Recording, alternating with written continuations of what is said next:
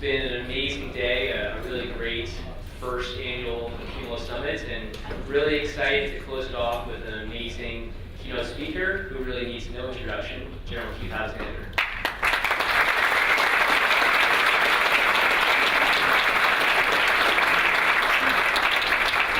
Thanks. Sorry about the wait. You may not know that after I retired, they take away the EPU in your driver. And so finding places for a guy like me, but I did find University Boulevard with the wrong one, but I'll tell you, it's a nice road. And I scouted all of it. If you need to know about the golf course or any of that, I got it down. I would like to just go over how this all got started from my perspective. There's a lot of sayings that we had when I was at NSA. One of those was nothing is too hard for those of us who don't have to do it. The other one is if you miss a meeting, you might end up with a project. And we were looking at the amount of data that NSA would be getting in and how you handle that data. And it was apparent to us in the 2007 timeframe that we needed to move to the cloud. And so comment was none of the clouds are secure. There's some issues that we've got to work with. And my comment is who could do that? And missing in the room at that time was Dave Hurry. He was on Christmas leave, weekend on discipline. And so he ended up with the project, and he'll tell you that story, how he ended up because he wasn't there. But he actually ended up with it because he had great people, and some of them were on his team.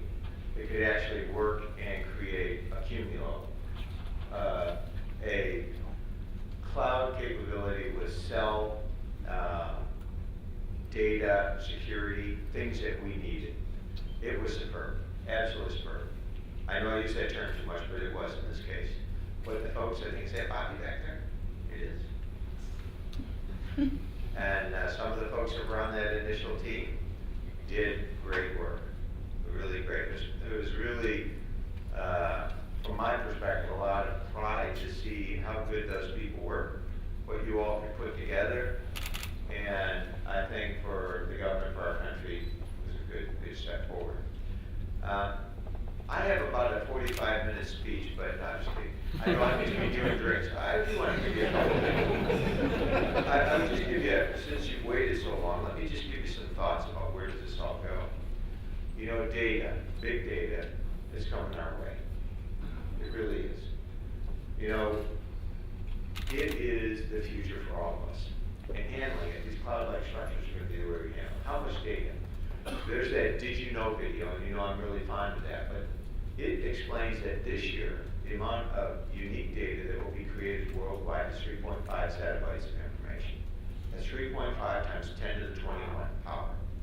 That's more than all the information that was developed in the last 5,000 years combined. Okay? And if you think about it, it's changing things like technology, which is where you all are, where we all are. And technology is doubling every 2 years. That means for those that were in college, your freshman year, by the time you get to your junior year, half of what you've learned is outdated. Half of what you learned is outdated. And, it is amazing to see all this stuff going on. So we're training people to do jobs and stuff that we did. The top 10 jobs in 2013 didn't exist in 2004. The top 10 in-demand jobs in 2013 didn't exist in 2004. You put the data, the jobs, and the rate of technology. That means we're training people for jobs that don't yet exist, for problems that we're not aware of. And when you think about the magnitude of this, it's exceptional. I was at a conference yesterday with IBM, and one of the things that they're working on is with the New York Center on Genome for helping to solve some of the brain cancer issues. All right? This is where this big data is going to come in. It took a panel of doctors 30 days to diagnose for some of the most lethal brain cancers, 30 days to figure out the right set of chemotherapy to actually go after 30 days. Now with some of the cloud and they're using Watson and some of those capabilities, they can do it in 9 minutes. So what you are all part of is coming up with a capability to handle large data, to solve problems like that, to protect our nation from terrorist attacks, to solve cybersecurity issues. And from where I stand, that's something to be really proud of, I think. It really is. It was interesting, and I'll bring it, the rest of it just to close out. And so why do I bring up that story on brain cancer and those kind of things? Well, the chaplain for U.S. Cyber Command was just diagnosed with brain cancer, the most lethal version. And you get less than 12 months for that.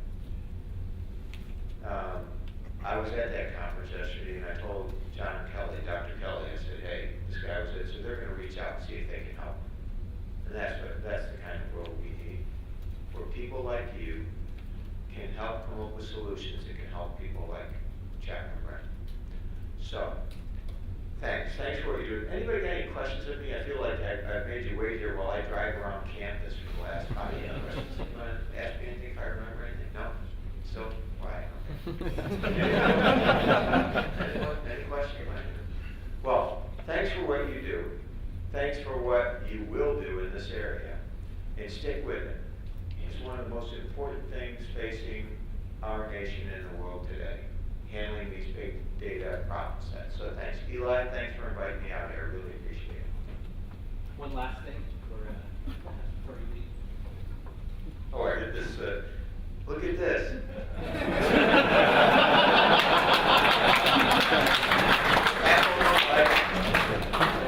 So we put together this little plaque, just to really say thank you. I'll read what it says. It says, the Accumulo community has named General Alexander as the first recipient of the Accumulo Founders Award for his years of vision and